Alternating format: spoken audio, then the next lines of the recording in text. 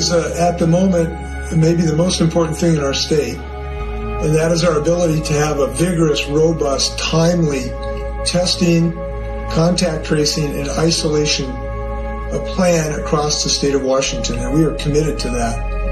We're going to have a much more detailed review with you either Monday afternoon or Tuesday, I believe. I believe it's going to be Tuesday to roll out that plan, exactly what it will look like.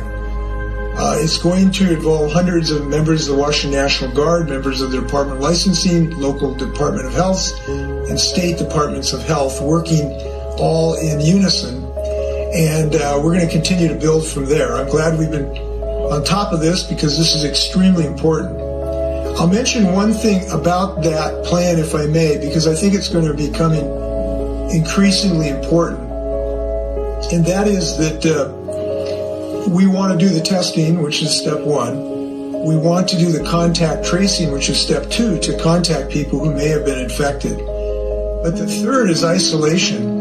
And I just today want to mention this today. We are going to have a lot of families that will need to isolate for 14 days when it turns out that they're positive. And even before they're tested, we're going to need people to isolate while you're waiting to get the test returns back. And this is going to be really challenging for some families, and we're going to have to help them and support them. Because when a person is positive, if they decide to isolate at home rather than at another location that the state may provide, they obviously have a high level of transmission to their household members. So that means household members are going to have to isolate with them at home.